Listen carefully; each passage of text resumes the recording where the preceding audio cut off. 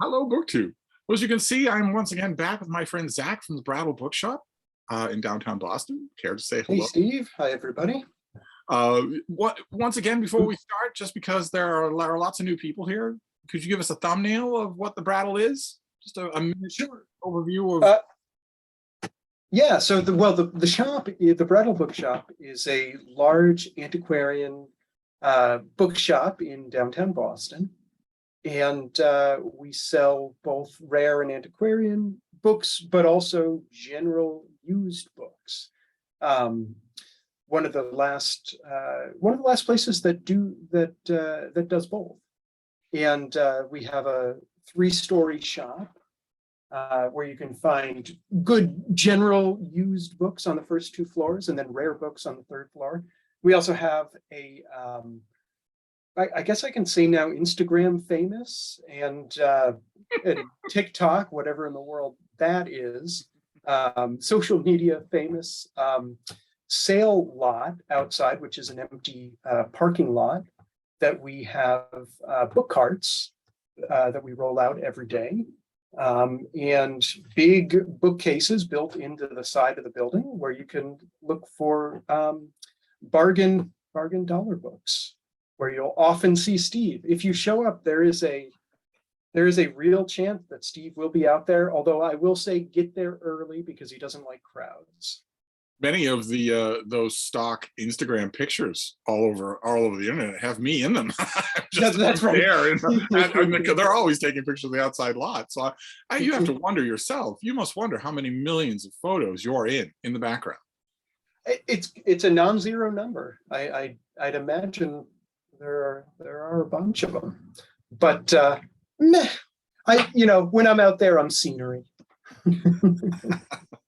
I wish I could say the same about myself, but when you're incredibly sexy. Yeah, well, I was going to say obstacle, impediment. I had an old friend who used to meet me at the Brattle sale lot all the time in all kinds of weather. And we used to talk about the fact that we were probably in the background of thousands of tourist photos. And he got into the habit of crossing his eyes when he was in the background of a photo, when somebody was saying, all right, hold on. He would, if he knew he was going to be in the background, instead of moving, he would cross his eyes.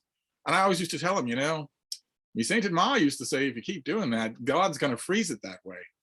And I used to say to her, well, but why would God do something as petty and a-hole-ish as that? And she said, that's your mother you're talking to, And sure enough, when that old friend reached his late 80s, he got a weird astigmatism that made it look like his eyes were crossed. So we joked about that for a few years. And then he died. Well, the moral of the story, kids, always the risk to run when talking with a relic is that any happy anecdote will end with, and then he died. Well, I take the moral of the story to be stay off of social media, but well, people my age can't do that. It's everything. Is that true? The gram is everything. TikTok is everything. Yeah. Interesting. Well, I'm, being older myself, I take that as a blessing. I remember the day. Do you remember the day? You 28, 29-year-olds. Do you remember the day when you came out into the sale lot and told me that you were finally older than I was? I remember that day vividly. Well, that was 12 years ago now. That was a long time ago, yes. Yes. Vague clerical errors have worked in my favor ever since, whereas you, look at you, you're just falling apart.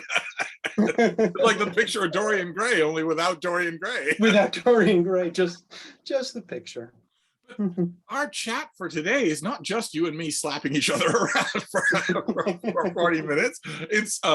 It's also about, watch this segue, impending death. Oh, is it? Because we're going to talk about your profession, what you wanted to be when you grow up. The secondhand, the used book, the antiquarian book profession. Mm-hmm. We'll never hear those words in the same sentence anymore because it's so rare now for it to be possible. It is. Once upon a time, 40, 50 years ago, Boston was dotted with used bookstores that had maybe 10 customers a week. And, they paid their rent and their shop owners were there and they lived there and their cats lived there. And it was just a fixture in the neighborhood. That is, I assume, completely gone. It is in terms of, well, it's gone in that it's across the board reduced, people who make their living that way. It's certainly been, I was going to say decimated, but what's the opposite of decimated when, when 90% are gone? The Romans never the had to brick and get mortar. that far, Yeah. so they never Yeah. came up with a term for it. Yeah. I Oh, go ahead. we'd have to come up. What is the term for when you decrease the body of people that you're talking about from 100% to 10%? We're going to have to come up with a term for that in order to describe voting for Black people in southern states. So we might as well come up with that term eventually.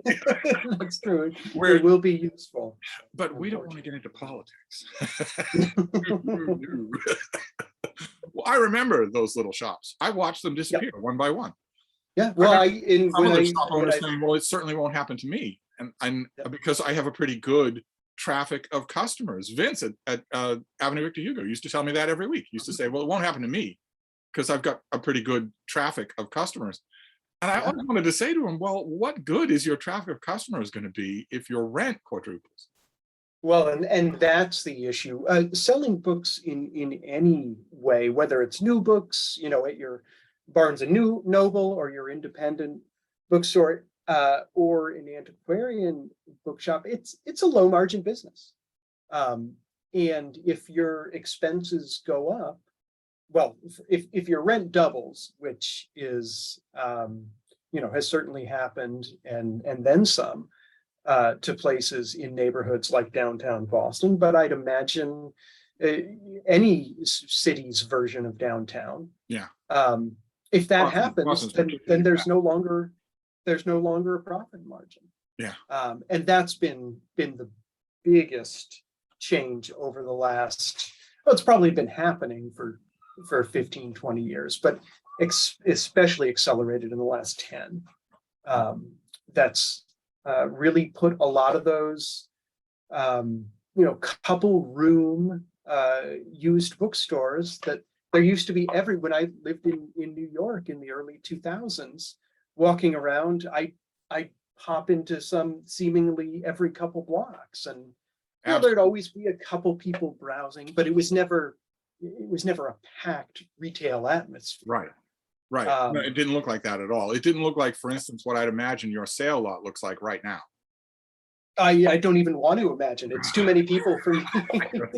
I don't want to either. If I can only imagine the kind of low-grade psychosis it must induce in Brattle employees if I myself, being just a customer, am driven right to the edge and honestly thinking that I might commit murder if I hear one more person say, but where do they put the carts at night? Oh yeah, I think I've crested that hill and come back down. I don't mind those questions anymore, but there was a time where I just, when I heard that, I just indiscriminately throw a book in its vague direction. Or when I happen to be browsing at the outside carts of the lot, so right by the sidewalk, and I hear a group of tourists will go by, and one of them will assume that particular tone of voice that I'm sure you know, that particular putting on airs tone of voice with nothing to back it up, and say, oh, I love reading. And they will not even check a step as they keep going. I want to say to them, don't break stride. Walking straight by something like the Brattle sale lot, you get that, or you get I love reading, but you don't get both. That's right. Well, can I tell you my favorite thing that I've ever overheard from someone walking by the sale lot? I don't know if I've ever told you this story. It's not a terribly literary story, but I'll tell it. This is, I can tell you the exact day. It was, now I can't even remember what year, but the last time the Boston Bruins hockey team won the Stanley Cup, there was, as there always is for champion Boston sports teams, a big parade. The Bruins one is seared in my memory for many reasons. It was probably the worst sort of large scale gathering of humans that I've ever been involved with or adjacent to. It was a bad sign when I got out of when I came up to the surface level of Boston Common from the T that Saturday morning at 7:30 in the morning, and I was literally tripping over drunk children, Steve. These were teenagers. And it only got worse from there. The most people I've ever seen downtown. West Street, where the shop is just a small one-way, one-block street, and you couldn't see the street or the sidewalk for the mass of people walking up and down. But at about 10 o'clock, and of course a Saturday, the shop was open. I had to put up several signs around saying that we do not have a public restroom. People may do. That's all I'll say. But anyway, I'm in the lot trying to do a little organizing. It's probably 10 o'clock. So still another hour or two before the parade is going by, and people are just stumbling around, like an end stage music festival. Anyway, so one gentleman walking by with a number of people, he just sort of looks to his right as he's walking to the common, and a little puzzled, doesn't seem to register what he's looking at. He's looking at all these book stalls and sort of people browsing books. And he just stops and goes, books are gay, and keeps walking down the street. And I thought it was just, I don't know if I've ever been in a situation where somebody so perfectly encapsulated the mood of the day. But I will never overhear something in the lot. But you also have, before we get back to our topic, you also have the opposite end, right? You have people who are so obsessed. I remember, but many more on that side, and that's why this one in particular stuck out to me. People are just sort of how a construction crane collapsed onto the lot, and people wanted to keep shopping. They wanted to keep browsing. That was an awful day. Yes, I had to really, like, literally shout at the top of my lungs to people that they had to leave the sale lot and literally there's a crane that had fallen into the lot, collapsed one side of our bookcases. So, literally, destroyed those bookcases on the side. There are people gravely injured who went through the wall of the building behind us. And there were a half dozen people who, sort of looked around and then went back exactly to the cart that they were browsing. But yes, the vast majority of people who see the lot and are surprised are overjoyed by what they see, because it's an unusual sight. It's an extremely unusual sight now in a downtown, so much downtown city space devoted to books. Once upon a time, not the size of the Brattle, but once upon a time, outside barrows of, books for 5 cents or 25 cents were common in Boston and New York, and one by one they have disappeared. So what does this say about the future of your profession? Well, I actually know a lot of people who are very bearish about that future. I'm not one of them, mostly because even though the way people are buying and selling books has changed drastically, people are still buying and selling books probably more now than they ever have. They're just doing it in very different ways, and those ways don't usually involve a brick and mortar bookshop. And so that's a very different. Very different. Would you say it's lesser? Well, or am I only thinking that because I've been conditioned to think that way? I think something's lost from the serendipity of going through a subject section that interests you, or certainly our sale lot where nothing is organized. You could the sale lot is the apotheosis of sale. anything and everything. So yeah, there's that. It's very difficult to find what you're not looking for when you're searching for a book listed online. the internet and the various search engines for finding books and booksellers online is very good for finding something if you know what you're looking for. But if you just know what you're interested in, those aren't terribly useful. Whereas a shop that has a section of books on psychology, you'll find things that you didn't know were there and didn't know that interested you, as long as you have a general interest in that subject. I should here uncork a tiny bit of a rant about how online bookselling is also the perfect place to get what you don't want. Yes. Because of the stupidity and the avarice and the deceit of the people listing the books. Yeah. Good luck. Good luck. If you take 5 just random shopping occurrences on eBay or Abe, good luck getting 5 things that are exactly what were described. That's right. It happens to me. I tend not to buy books from a seller that I don't know. Why would you ever buy books online? What's that? People, why would you ever buy books online? I do from time to time, because sometimes I need something now, usually a reference book that I need to work with something that I'm cataloging at the shop. But usually I'll be able to find somebody who at least I know of who's selling it. Oh, because that's something that right? Most people can't right. Use. Most people don't know the community. They can't do that. That's right. That's right. 2 years ago, I ordered an old MacBook online, and because I'd been burned before, I sent a message to the seller before I hit pay saying, "Is this MacBook password protected? And if so, do you know the password?" Because they get and de-access lots from a school. Sure. If the root access is locked by a password, you have to know what that is or you'll never get in. And the seller wrote back and said, "No, it's not password protected." So I hit pay. It came to me a week later. It was password protected from go, not just from the roots inside the machine, but in order to even access the screen.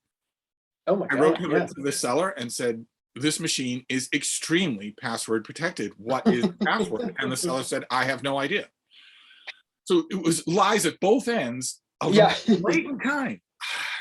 Yep. And I know, and I think it is a general occurrence that people have similar experiences like that buying books. Oh, absolutely. Look at all the listings that say your book may be highlighted. Well, is it or isn't it? You're selling it. Is it or isn't it highlighted? Yep. Well, I will say that listings like that, I hope people who for whom books are important and who buy books online a fair amount will start to avoid listings like that. I will say, especially when you're buying through an aggregator site, like, well, certainly Amazon is the biggest, but there are others, Abe Books, Biblio.com, Via Libre, places like that. Usually you will be able to contact your seller and at least try to vet them that way. And if someone has a blanket statement like that in their used book description, item may contain or may like, just avoid it, because they have not opened that book. I can guarantee you. Would you say I've heard from so many people shopping for so many different kinds of things on sites like eBay to just wholesale cut out, just wholesale ignore any listing that doesn't have an in situ photograph. Would you tend to agree with that? Yep. Or who, if you contact the seller, won't send you photographs. Anyone who knows what they're doing and takes it at all seriously will do that quickly. Now, getting back to the subject, it's always a problem on my Zoom chats because I always want to digress. But some of those people take like a generalize into a generalized version of one of those online booksellers. Will they? You say that a lot of the random little shops have moved online. Yes, absolutely. If you look at a generalized version of one of those random little shops, what is the same and what is different? Do they have a staff? Do they make a living? Some do. Some are not doing it as a full-time living. Some of them are people who used to have shops and are now semi-retired, selling off their stock. Some people do it as sort of a part-time hobby. Some people do it very seriously, but it's not always apparent. That's not something the buyer will always know just from looking at the description. In fact, a buyer will usually not know that just from looking at the description of the book that they're interested in. Is it a safe assumption that those loathsome insects, those less than scum beings, those dealers with their phones, with their apps, scanning every ISBN, absolutely not caring, could be scanning shoes for all they care, and elbowing people out of the way to do it? Is it a safe bet that people who've invested that much are probably doing a lot of this almost full time? Are those people making a living? Is it possible to make a living with I don't online know if a bookselling lot. in an ethical way?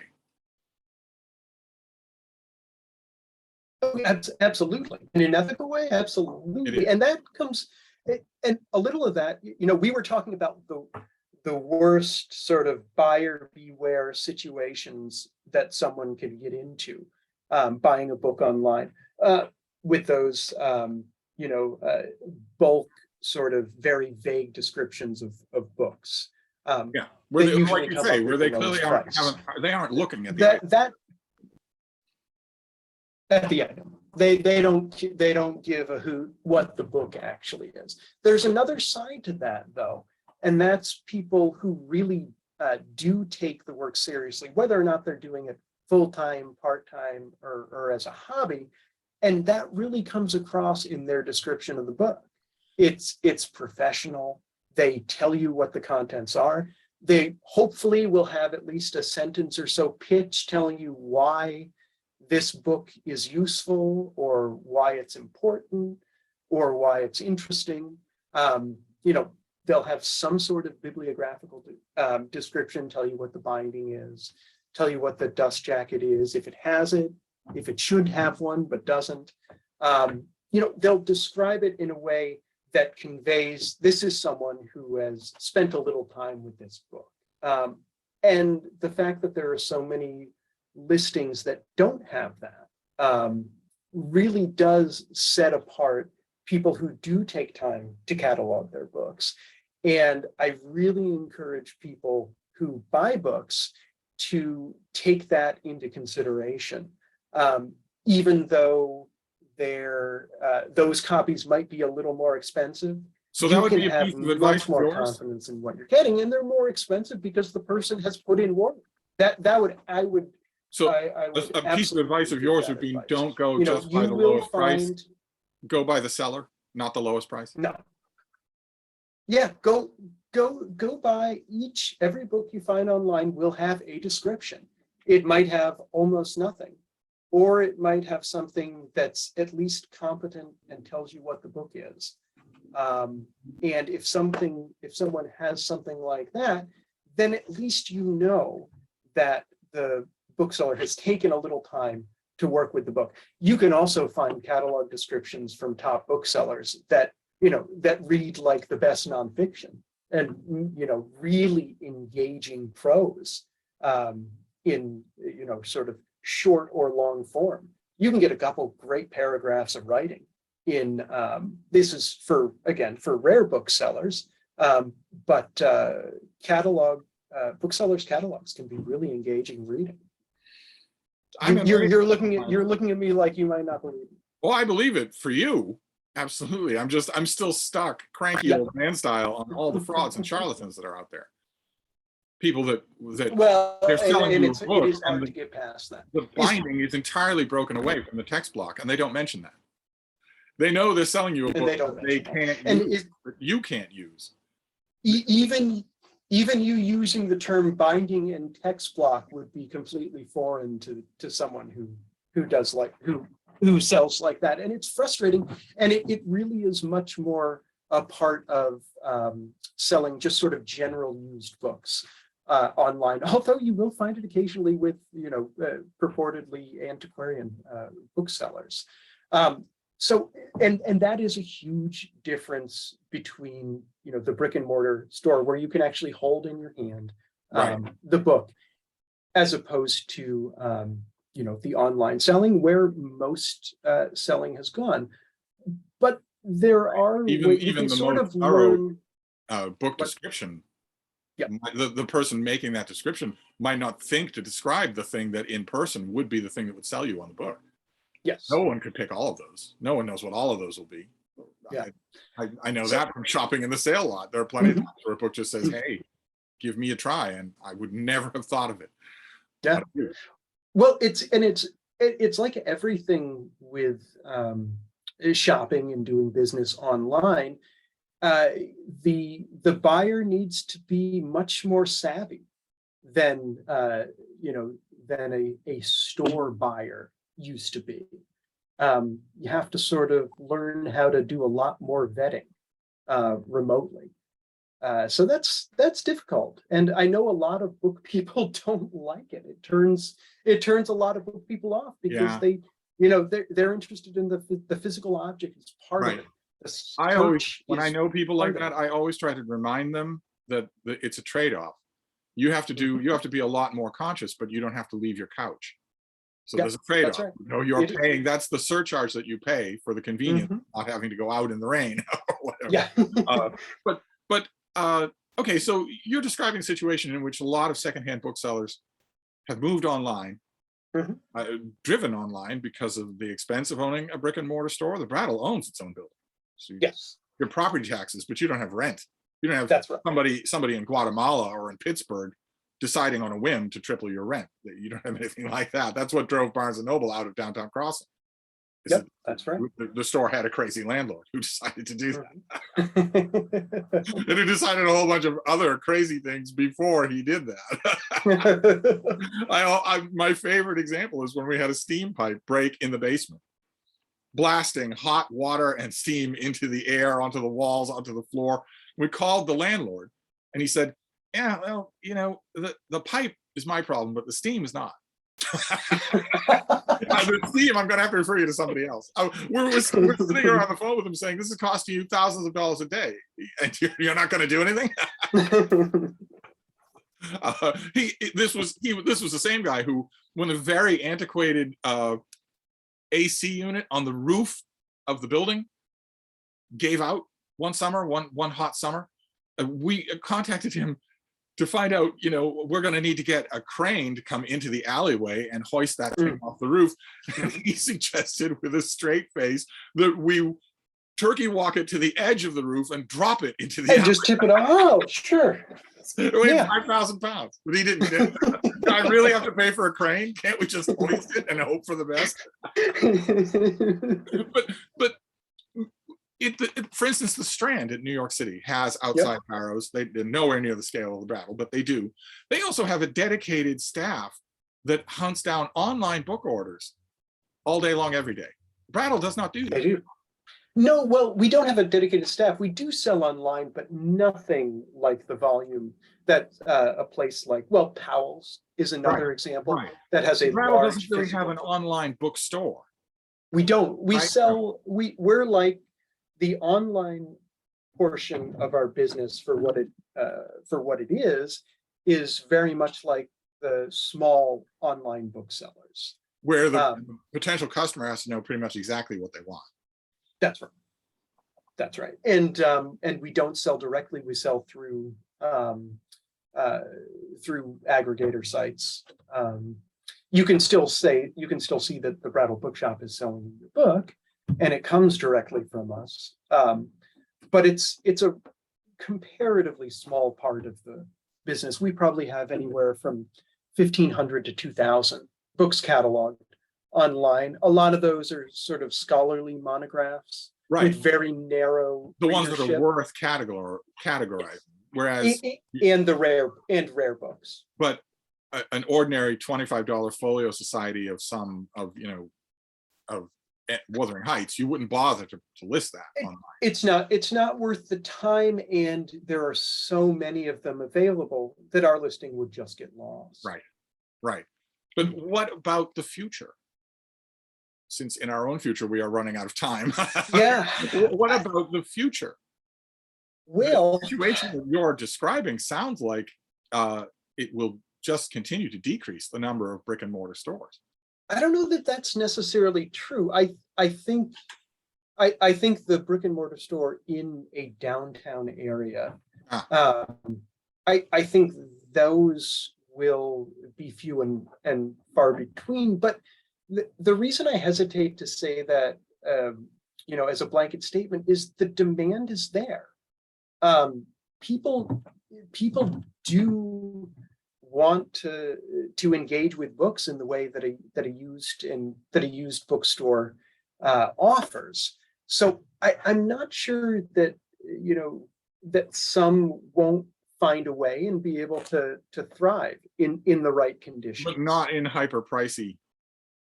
No, probably not. I think those will be. I remember when you could get off the Harvard Square T-stop, the red line in Harvard Square, walk around the corner, just the same block, and hit 3 or 4 used bookstores in little narrow shops or whatnot. Can you imagine how many hundreds of thousands of dollars that same real estate goes for now in Harvard Square? I can't. I can't. It's astronomical and not and not accessible for that type of business. But I do feel like, and having sought them out myself, customers will look for that experience and appreciate it. So, real estate markets that aren't quite as hot, or parts of town that aren't quite as trafficked, I think can, it's at least theoretically possible that in the future, the odd shop might pop up, and customers might be interested enough to seek it out. The other thing that the internet does is it allows shops like that to sort of supplement a lack of foot traffic to some extent. Those shops also hybridize, right? They have readings and signings and whatnot, events of all kinds. Author events has been a lifesaver for independent bookstores that sell new books. Events like that, and to an extent, used bookstores, rare bookstores can employ those same tactics. We always laugh when people get in touch with us about author events and readings, which they do from time to time, often mistakenly thinking that we sell new books. But we always laugh because our answer is, if we had any space for author events, we would put more books there. Yes, that is the answer you're going with, right? As opposed to the suspicion that you don't have authors into the shop because you don't want me to meet them. That's just an evil rumor. The real answer is you would just fill the space with more books. I like that. Yeah, that's right. It helps everybody remain friends. As opposed to inviting author X in, I wander up and say, the last one was a total turd bag. Well, but that's another way that you're enabled by the internet, Steve. You can get that message to the author anyway. And I'm sure you do. Well, all right. So we're almost out of time. And for once, I would like to end one of these things without being in mid-sentence. Let's try. So what can we wrap the subject up on? What note can we wrap the subject up on? Apart from the general note to all of you out there that if you ever visit Boston, you should go to the Brattle. I think I'd like to make my final note sort of reiterating a message to people who buy books online, and say that the quality of the seller, the buyer has a lot of influence on that, because buyers can sort of refuse to buy the sort of sketchy books for sale, and books for sale by these sort of warehouses. Right. We have over a million also books in stock. Are usually unaware of their power after the sale as well. I mean, this That's thing, right. ratings generated. So many people I know get something they don't want online and think, no, that stinks. Better luck next time. I say, no, this isn't a retail shop with a no returns policy. Torch the rating of the seller. They'll pay attention. That's right. They'll pay attention. And the conversely, Reward people who do their job well and who are conscientious, even for books, for general books, even especially for general books. You're not going to get long detailed descriptions of a $15 or $25 used book, but you can buyers can tell the difference between a description of a book where somebody has spent a little time and and capably described the book. Reward good behavior from from sellers. That matters, and it not only helps to weed out the ones who aren't, but it also helps to keep the ones who are going. And those are the people who are going to be expanding their business if they're able to. So that is the number one Zach rule. Prioritize Yes. the seller over the price. Absolutely. Zeroing right away on a 50-cent price. Yeah. You stand a good chance of being disappointed. And even if you're not disappointed, that one time, you're still taking business away from somebody who really needs it, as opposed who really needs it, and you're giving business to somebody who who could care less what they're doing. And even if you don't get screwed by them, you can be sure that other people are getting screwed by them. And the longer they stay in business, the more people will. Well, on a congenial note of everybody getting screwed, we're going to wrap up this conversation. And we can do it nice and neat with goodbyes instead of Absolutely. And we'll convene next week and rabble rouse on some other topic. On some other topic. We'll figure it out. Please right. give Steve suggestions. Yes, feel free to give suggestions. We can talk about almost anything. Just try not to suggest Bob Dylan. Oh, we're gonna get there. You're gonna. Bye, Steve.